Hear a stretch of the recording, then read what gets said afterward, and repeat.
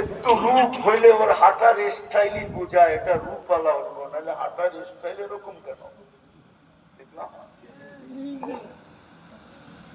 প্রাণীর হাঁটার রঙই ভিন্ন হবে।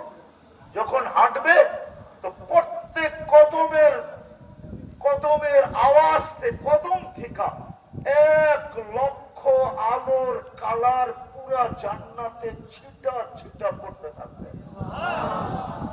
যেরকম তারাবাতি থেকে পড়তে থাকে। দুনিয়ার বাবুরা যখন হাঁটবে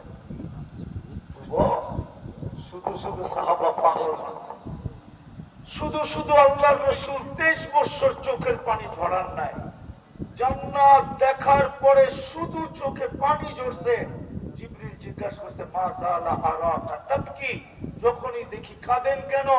বলছে উম্মতের জন্য চোখের পানি থামে না। আমি কি দেখে আসলাম? আমার উম্মত যেন জান্নাত হারায় না ফেলে। এই জন্যই তো আল্লাহ জান্নাতকে সস্তা করছিল। কোন উম্মতের জন্য সস্তা করেন নাই। এই উম্মতের জন্য এক ঢোক পানির বিনিময়ে জান্নাত কেনার সুযোগ ছিল। কয় ঢোক? গত 1 মাস আগেই ছিল, 1 মাস আগে রমজানে ইচ্ছা করলে এক ঢোক পানি দিয়ে জান্নাত কিনতে পারত। আল্লাহ এই উম্মতের জন্য নবীর চোখের পানির কারণে সস্তা করতে করতে করতে করতে করতে এইখানে নিয়ে আসছিলেন এক ঢোক পানি।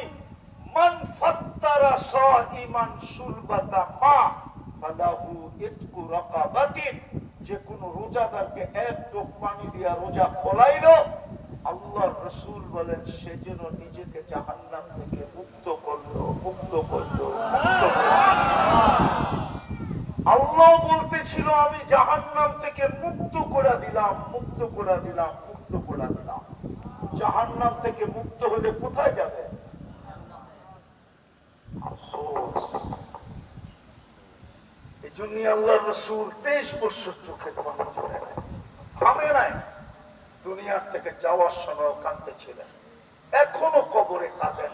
কাঁদতে কাঁদতে উঠবেন, কিয়ামতের মাঠে সবাই নাফসি নাফসি বলবে, আর আমাদের নবীজি উম্মতি উম্মতি বলে চিৎকার দিবেন। আমার সমাজের লোক দেখি ইউনিয়ন পরিষদের চেয়ার পাওয়ার জন্য মরতে রাজি, মারতে রাজি, রক্তের বন্যা বয়ে দিতে রাজি, সন্তান এতিম করতে রাজি, স্ত্রী বিধবা করতে রাজি। কিন্তু আমাদের নবীজি কিয়ামতের দিন মাকামে মাহমুদ পাবে, হুজুর বসা আছে, কোন আলেম আমাকে প্রমাণ করে দিতে পারবে না, 1 সেকেন্ডের জন্য বসবে।